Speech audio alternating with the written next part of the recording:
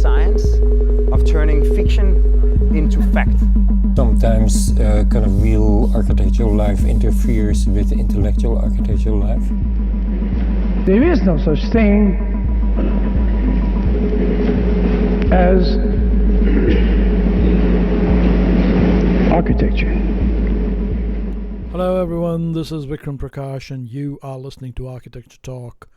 Each episode we try and have a conversation with a contemporary thinker to advance the frontier of architectural thinking. Today I am talking to Dilip Da Cunha, who, along with his partner Anuradha Mathur, runs a fantastic practice out of Philadelphia and Bangalore on landscape, architecture, and planning issues.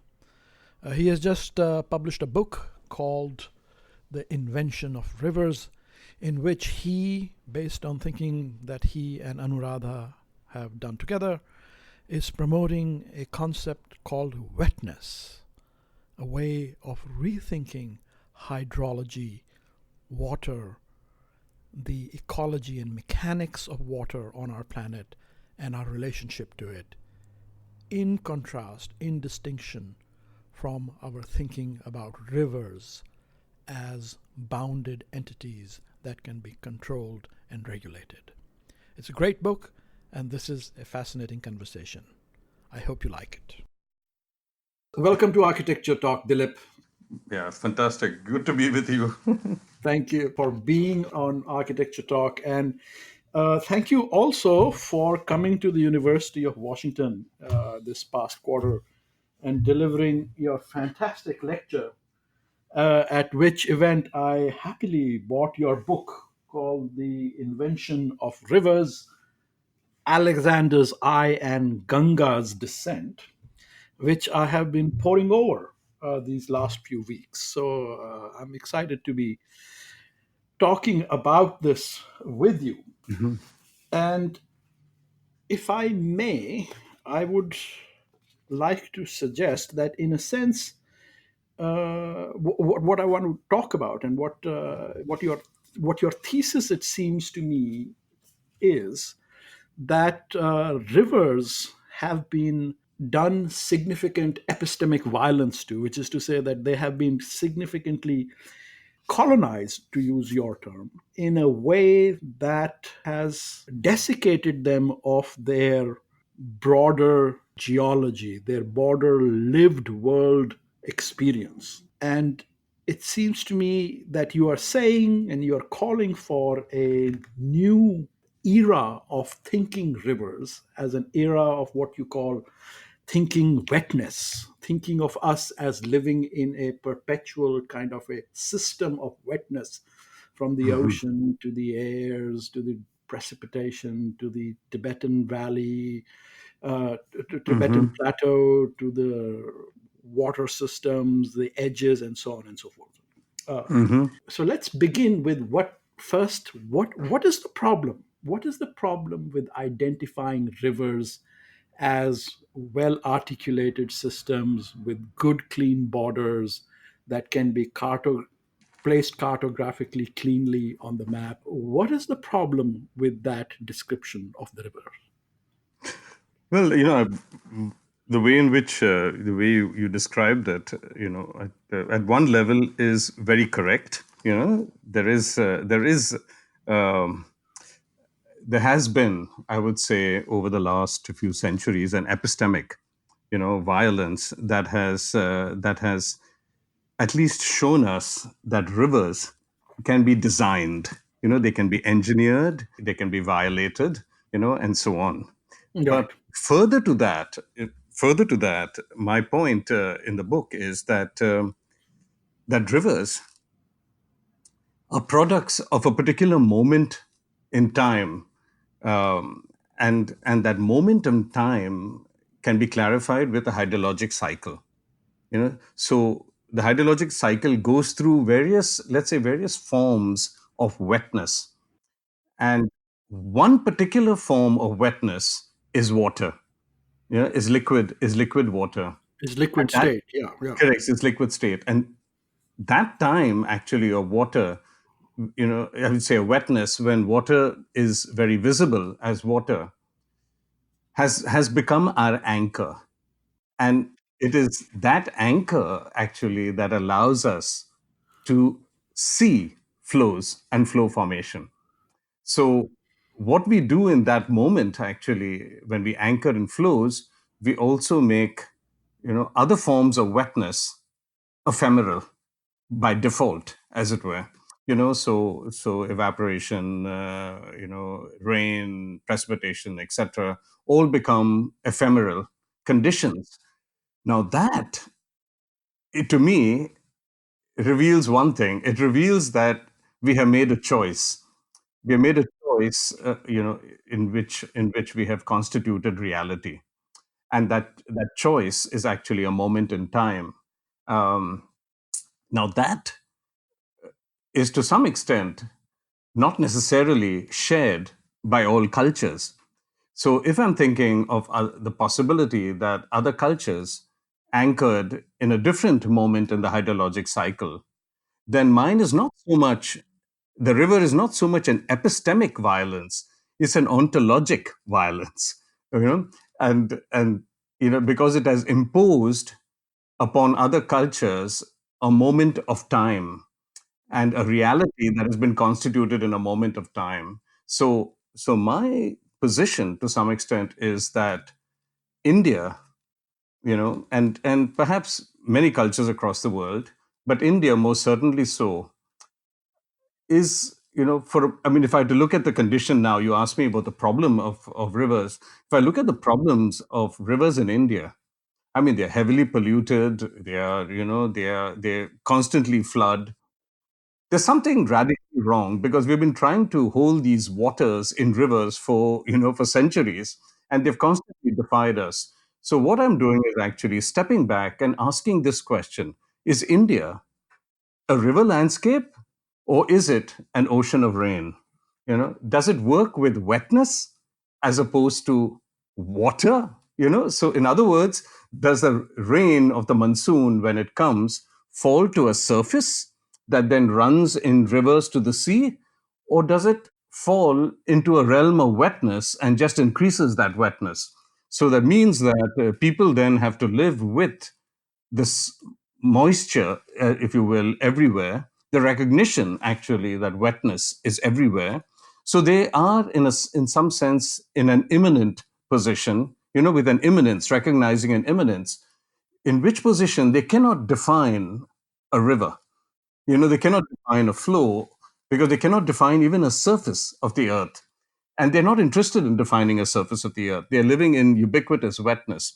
And so that becomes an alternate, let's say, an alternate ground in which to inhabit. So the And problem, you would argue that this is an alternate ontology, not just an epistemology. It's like an exactly, alternate physical reality absolutely, rather absolutely, than a sort of and an interpretation of a certain world. Yeah. that's right. And when you look at it like that, if I had to see the kind of, the messiness, what we would generally call the informal sector, and what we call the, chaos, and what we call tradition, things like that, that somehow don't fit our world today. I don't think it is an alternative knowledge that is at work. It's an alternative ontology that is at play. So people are living actually in another moment, as it were, with another reality, and these two realities are in conflict, and that explains the messiness of places like India and what we call developing, the developing world at large. Yeah. Yeah. How did you come into this concept, Dilip? I mean, how, is this sort of a deep lived memory from your childhood, or is this a concept you sort of stumbled back yourself into as a practicing landscape architect or as an academic? How did you come into this? Well, I guess it's been decades of pondering. you know, it's Scotch a help, yes. right. you know, uh, and really, it's also a deep seated, I would say, desire to understand something that just seems, to be wrong-headed. So I mean, as an architect, as a designer, we are constantly wanting to be in control, Of of the what we things make. we design, yeah, Yeah. of the things we make. And what I find is that we're constantly defied. So, when we began our work, Anu and I, on the Mississippi, yeah, this was in the 1990s, late 1990s, and we were actually talking. We were looking at let's say the causes of flood, and we were looking at the kind of infrastructure that the Army Corps of Engineers puts in place to resolve flood. But we were also looking at the representations by which we construct a landscape that is not generally a landscape of rivers like the Mississippi. It's a landscape of flood, because we draw a line that is constantly defied and crossed. And so we asked, like, who's drawn this line? And why do we draw a line that is crossed by water? No, And but why were you even asking that question? I mean, did you already have an intuition that there's something wrong with this line? you know, I think what you're getting at, I mean, and I think it is. I come to it actually from multiple viewpoints, and like what you said, there's some sense of a childhood as well, Uh-huh. and if I I had mean, to for I a said moment, childhood because you put it on the, you put it on the peg of India. So I'm wondering if there is right, therefore autobiography at play there. Yeah. and I think there is a point there, I mean, and I say it in my book in the sort of acknowledgments that I owe a lot to Bangalore, particularly Uh-huh. because it's a place actually where there are no rivers. Okay, it's on the Deccan Plateau. Right. So It you is have all the before infrastructure. it's like rivers have not had a chance to form, Yeah. Uh-huh. and then you have floods now, in Bangalore, and you say, like, what's wrong with this? I mean, where did this come in from? And then you look at the infrastructures of drains. Now the water for Bangalore is pumped from a river, miles away, 90 miles away, 300 meters below.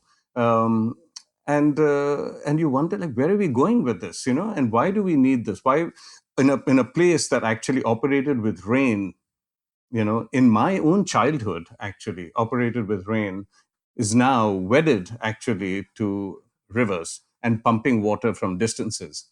And so we were asking this, where does this ontology, if you will, of rivers come from? So, but um, this is the problem ontology. I mean, where did you get the other ontology? Were you hanging out in Mahabalipuram and looking at that amazing trees? Where did you get that intuition? one of the when you look at wetness as the problem and not water, you then open your mind up to the possibility that rain does not necessarily flow, that rain soaks. And this is what we had done in Bombay also. There was an intuition that we worked with that said that people are trying to train rivers here, trying to train water into rivers instead of actually holding wetness and working with it, and doing things with it, growing plants, for example, like that. By draining it off, we're only seeing it in one form. So I think the point I should make, and I feel what you're getting at, is that I would never have been able to question rivers without the alternative ontology of rain. And the fact that rain does not necessarily flow, rain soaks and holds and saturates and exceeds.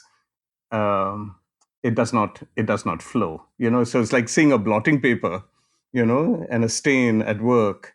I mean, that to me is rain. So the attention becomes one of you know the raindrop, if you will, rather than a flow system. And Yeah. I mean, you so described in your book the sort of mm, fundamental difference in the experience of rain, where in India, when the rains come, the monsoons arrive, it's joyous, and you see it as right, you say, the descent of the Ganges. Here's the Ganga coming down, and it right, soaks your body and it fills you with happiness. yeah, And you see that as the river versus seeing rain as this problem yeah, that you need an yeah, umbrella for. Yes. So rain, thinking of of rain versus river as a sort of a point of Yeah. beginning. Although that, Vikram, is sadly changing, today. I mean, we are seeing more and more how rain, while it gives, it brings a certain amount of relief and still has an element of joy. There is always that tinge of, I would say, trepidation that comes with the possibility of flood. That's always now. I mean, it's becoming increasingly overbearing, particularly in cities. You don't want the rain because it brings flood. um, so that. So let's talk flooding. Mm, Let's talk floods and flooding, and let's talk flooding in mm, India. I mean, I was looking at your chapter on Banaras and the Ghats and mhm, then the river and what its original section must have been and how it has been trained and rethought and reimagined. And I sort of get a sense that the argument you're making is, even in the case of the Nile, let's say, mm, that they conceptually or sort of lived ontologically, thinking of rivers as wetnesses or as part of a wetness ecology mhm, is in part always living with a kind of flooding, which is to say mhm, there is no flooding. You're living in on islands in the middle of oceans, I think you say, mhm, with mhm. rising and falling water levels. Correct, correct. So what is the difference between that flooding and the problem that you're identifying as contemporary flooding? Yeah, I mean, I wouldn't. This is where I would sort of. I mean, I want to distinguish between flooding and rising wetness. And so if I look at Varanasi, um, the rise of wetness is seasonal, is seasonal, and I have found I would say in my researches the possibility, I mean, or maybe even, I mean, I would say even a fact that that levels of the Ganga at Varanasi did not change more than 2 to 3 or 4 feet. Right. Because they were I'm talking distributed about, across. Yeah. 2 millennia ago. Yeah. But today it rises 30 to 40 feet, Correct. and you Correct. and you realize that because of the privileging of water and the privileging of rivers over rain, and the sort of destruction, I would say, then, of saturating systems, holding systems, all the tanks. I mean, that's what India was a culture of tanks, and Of and tanks? rising, yeah, of tanks, of basically holding. Today they're associated with temples, they're Right, right, right. associated with agricultural reservoirs, and but this was actually much more prevalent, and all these systems have been destroyed in favor of rivers and irrigation systems that And then, canals. Yeah. yeah, pipe water, and bringing in, and it's a whole infrastructure of river thinking that derives from river thinking. Yeah. So the transition actually from rain to rivers has been to some extent the cause of flood. So in Egypt, in places like the Indus and Ganges, wetness rose and fell. And in the case of Egypt, very clearly, I mean, this, sort of slimy stuff that came down from Ethiopia just just rose, and it rose so gently, and people lived on mounds, and so they just accommodated those that the level, I would say, the level shift in the Nile. Whereas over here in Varanasi, they did the same at one time. They accommodated by living on high ground. So Varanasi itself was high ground. But now the river is rising to that same, to the level, because it has been so. I mean, water. I should say, wetness has been so demolished and turned into a river that you now have flood. Flood is water crossing a line. In a rain culture, there is no line to cross, you Hmm. know it's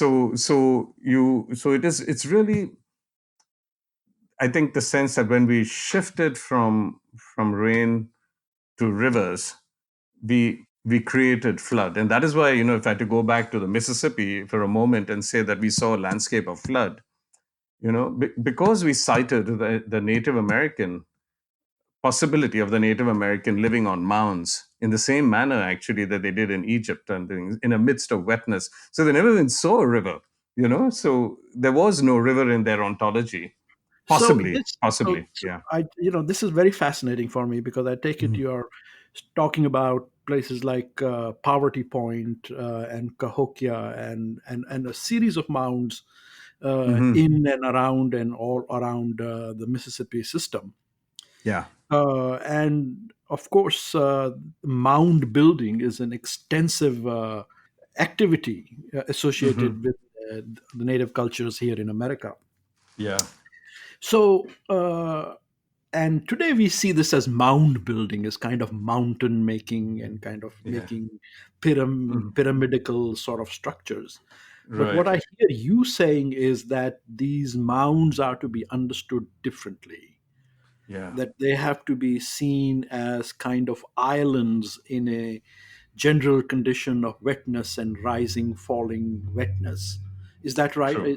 Are Absolutely. you I know, yeah, absolutely. And in fact, if I had to, I mean, there's whole one side of a mound building that has moved into, I would say, has been looked at through a religious framework or an anthropological framework, yeah, and sort with of the made, coordinates and so on. Yeah, yeah, and yeah. and that sense of meaning and all that, and that may all well be, well be the Also true. case. Yeah. Yeah, but the fundamental material point actually is that the mound was constituted actually to inhabit a wetness, as you rightly point out. You know, No, you um, rightly point out. as I would like to, yes. Right, Yeah. right, So what yeah. does that mean? What do you mean? What is your sense of its implications for what life meant for the Native Americans as a sort of inhabited wetness as described by the mounds? What does that mean for what it is to live in your Yeah. sense? I mean, to live, basically, we've got to, we've, when I do away with water, I'm also doing away with land, So that is one important thing. So one has to constitute their living without the elements of land and water. So without the sense of an earth's surface.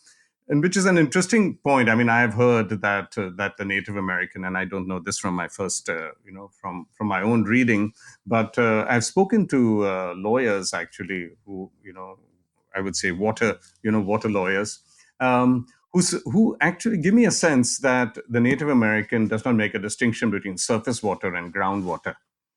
Yeah. Now, when I think about what that really means for me as a designer, it is that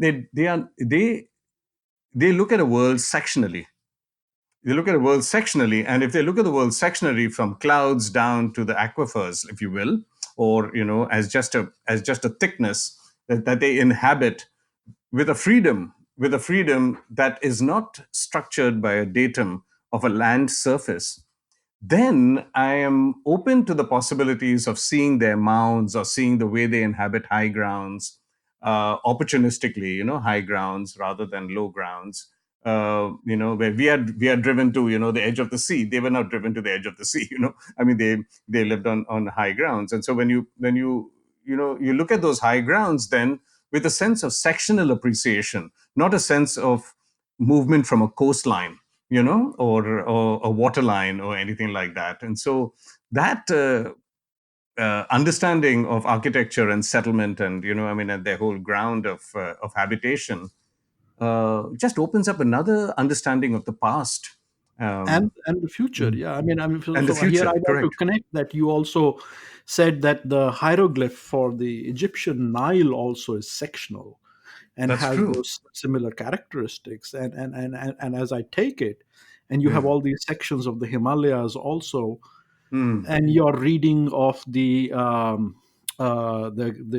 Ganges descent from heaven is mm, also a sectional reading where you emphasize that actually it's a water collection at the top yeah. of that relief, which is overflows at certain times, which is what the main thing is.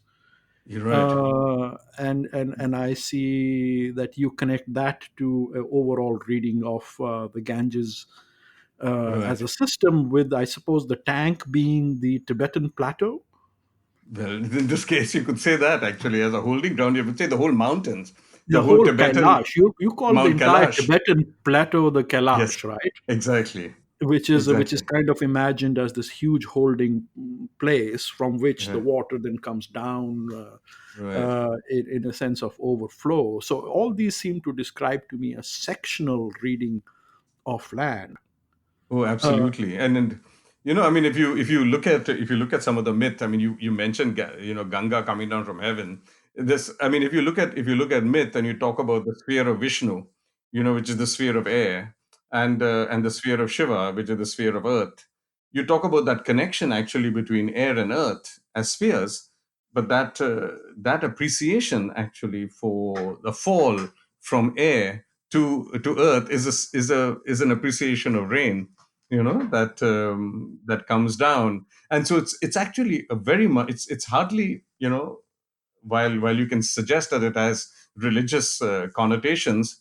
I think first of all it's a yeah, it's material very world. material. Yeah, It's yeah. a material world of habitation that I feel that the colonial hand has tended to relegate to religion.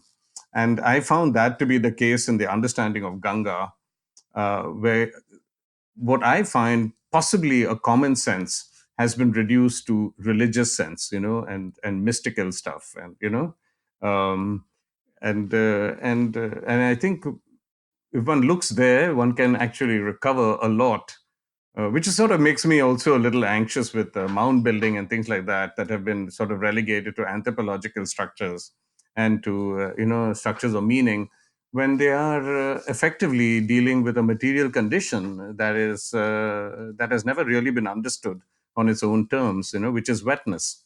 You know, So yeah, mound yeah. building, So, how might we take mound building as a characteristic of thinking sectional wetness? Now we are coming to the question of design right, agency here. yeah, yeah. Hmm. How do you and how might one, redeploy it in various ways, at least as a starting point to think the future? Yeah. You know, one thing that the mound introduces, which is something that you probably see, practiced to some extent in India even today, and perhaps other places. I mean, you see a gradient Hmm. at work, Patrick a Eddy's gradient gradient. You talked about from that, less yes. yeah, less wet to more wet. That kind of a gradient, which is another very valid point. Vikram, that once you move away from water to wetness, you also move away from a dualistic universe of land and water and absolutes of dry and wet to relative wetnesses. I mean, so when I talk about rain, there's no such thing as dryness. There's no such thing. So when I take away land, I take away dryness as well. But if I talk about that a gradient, then the mound introduces that gradient beautifully, because what it allows for actually is this sectional appreciation of rising and falling wetness. So I design with a sense of low ground and higher ground, that kind of thing. I also design with a sense of uses now that are not land uses, which is how we would think in terms of a land, water, or river landscapes, let's say. I would operate much more with wetness uses, so things like play, or seasonal sort of activities can happen on lower ground, and we work between them. And my sense is this is how the Egyptians lived, this is how the Indians lived, this is how the Native Americans lived, you know, not with a sense of, I wouldn't call it migration, because that has now become this strange word, actually, where, we believe in movement, but they just worked with a consciousness that certain activities were more appropriate to higher wetnesses, and others were, sort of comfortable with more comfortable with less wetness. So I feel the mound is a beautiful, sort of a beautiful habitation in a sectional ground from sky to aquifer, that just operates that gently, up and down in a sort of in a, I would say, one small part of this deep section, you know. So I take it you're not fond of the temples of modern India, uh, our great hydroelectric projects Oh, by Prime Minister Nehru. What is your let's get your reading on that. yeah. I mean, that's a good. I mean, it's a good Nehru, sort of statement of the temples. Yeah, if I look at river infrastructure, as as sort of constituted by flows and systems that come from a river imagination, you begin to see actually that the problems that we are facing today and heading toward a crisis, whether we are talking about big dams or you're talking about linking India's rivers, you're talking about systems that are politically dangerous, um, and I mean, besides being ecologically vulnerable. So my sort of reaction to some of these mega projects that are occurring is not so much about I would say uh, you know a criticism of them at work. It is a lack of alternative that is even more disturbing. And so my drive has been to ask, why can't we actually think of rain as an alternative to rivers? And when one does that, these temples, like you say, of modern India are not just subjects of critique. They become subjects of another imagination that we can set aside. So today, when China is sort of harnessing the Brahmaputra, the waters at least that come into the Brahmaputra, I turn to India and I say that, but you've got the rain. You've got the rain in Charapanji, you've got the rain, and you've got the rain in all these. I mean, you've got the heaviest rains. Why can't you harness the rain? Why do you have to look for the waters of the Brahmaputra? As a river that comes from China. So that rivers are a cause of violence today. They're a cause of violence, and that I find also very disturbing. We're fighting over waters of rivers. India, Pakistan are constantly in battle over the waters of the Indus and its tributaries, etc. And I'm saying that, why are we in these fights? Because river infrastructure is a problem. I mean, and so I certainly sort of look at these alternatives with a sense of discomfort, but also a sense of tragedy that we are Right. devoid of alternatives. One of the things that I started to think about while reading your book was Hmm. the Indus Ghaggar Hakra civilization, uh, which Hmm. is postulated, existed around a second river system, if you like, which disappeared. Uh, Correct. Right. I Hmm. didn't find anything about that civilization in your book, but it seems Hmm. like that was a civilization. I don't know if you have any speculations on what it what its relationship to water, wetness, river might have Right. been. Yeah.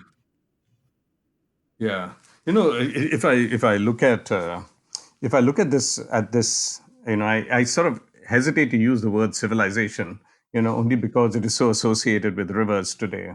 Um, this is possibly not a river civilization to begin with. That if I look at this actually at the Indus, the whole Gagra, world as a rain-driven system, then I'm looking at a profuse field of wetness rather than flows in streams. When I look at it like that, I'm looking at my appreciation for the high grounds of Mohenjo-daro, Harappa, and all these places. The high grounds take on a different purpose. That I look at them actually as ways of constructing gradients by which people lived. And so they worked with. I mean, they had this water, this massive amount of you know uh, exceeding overflows from the Himalayas that were not. I can guarantee you, I mean, it did not flow in five tributaries, for example, of Right, the, right, the right. Jhelum and the Yeah. Bias and so on and so forth. So when they say that Alexander crossed, I mean, he was able to do it because it was not very high, I mean, these things were actually low waters, they were just fields of water, it's like the Brahmaputra is today, actually. It's just, it's 50, 60, 70, 80 miles of wetness, and maybe a film of wetness that is about a foot deep. It's like the Amazon, perhaps, that still is not channeled in any way. So if I look at it like that, that was not a river civilization at all to begin with. It was a rain culture, and as a rain culture, it. I think it must have been remarkable, and if a desert came in, the Thar Desert moved in, and the thing in that, it is because these were not flows that redirected themselves. These were wetnesses, actually, that changed relatively, across vast grounds. So my this thing that the search for these lost rivers and all that, and using remote, the search for lost rivers, remote sensing, by remote sensing and all that. I mean, these are sort of misconstrued projects that I feel are sort of uncalled for, because you're really trying to reduce the complexity of the world of rain to to the simplicity of a few Yeah, that's flows. very fascinating. I'm going to So completely differently teach yeah. the civilization from now onwards. Yeah, that would be yeah. something so fantastic, It wouldn't would it? even put a note to you in my global history textbook and my new, history of the architecture of India. Hmm. I want to comment on what seems to be a deep love for language in your book, and everywhere.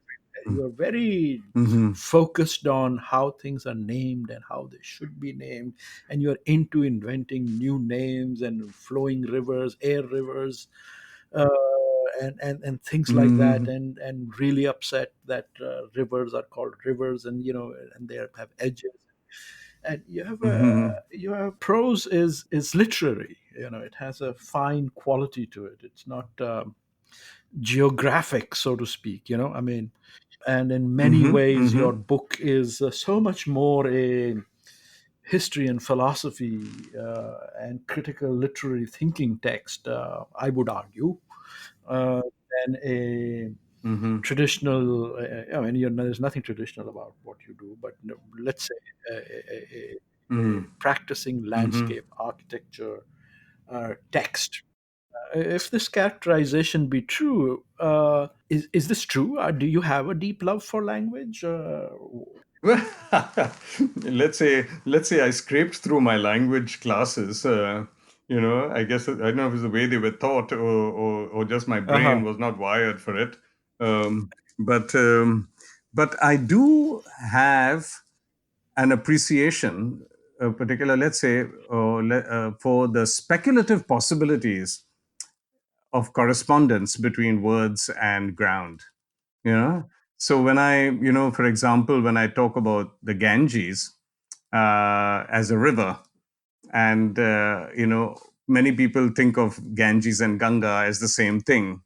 I see an opportunity there, and it's just a playful opportunity on my part to make a difference. And so when I say Ganga is rain and Ganges is river, and then I ask the question of how a translation of Ganga, from the Sanskrit text to the English text, is translated as, Ganga. If I'm from, I mean, Ganga becomes Ganges River. And I say, how is that possible? It's because correspondence is not paid attention to. That if I correspond Ganga to rain and Ganges to river, they're not translatable at all. So that aspect of language has always intrigued me. Like even in the case of Bangalore, I wrote this piece with Anu on Bangalore. As As a a quota. tota. It's people talk about Bangalore as a garden city, and when they changed the name Bangalore to Bengaluru, which is the Kannada, which they say is the Kannada equivalent of Bangalore, I said, well, maybe it's not the Kannada equivalent.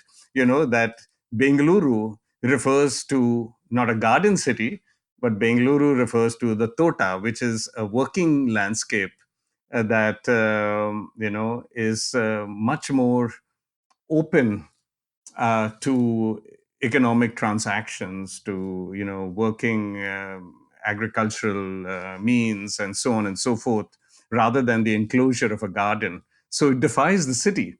So I enjoy the possibilities of language in that respect, particularly the simplicities that come from translation. They allow me, I think, an entry point to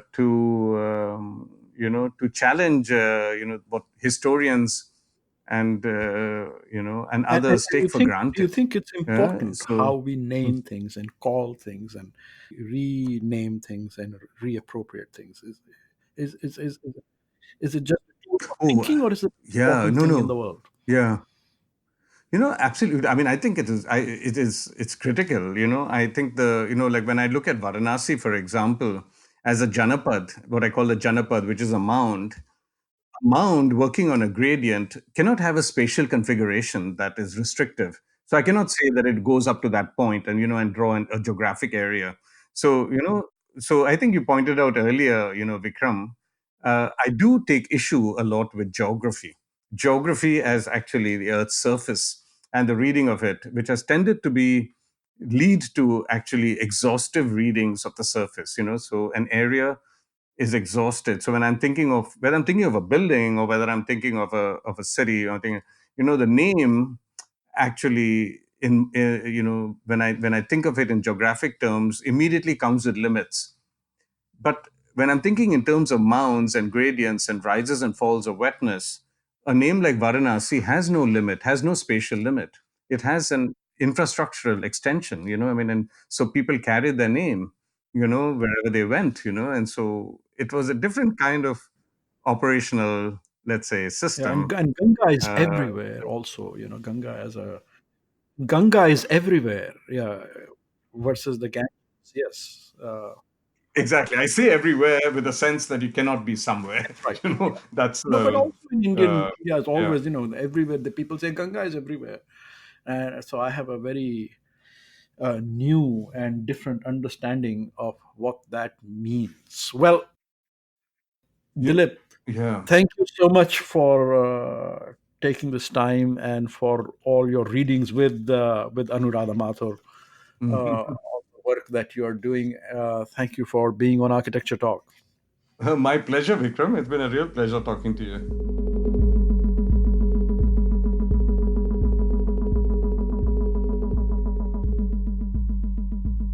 Thank you for listening to Architecture Talk. This is Vikram Prakash, your host, and our producer is the one and only Sammy Prouty, a graduate student of architecture here at the University of Washington in Seattle.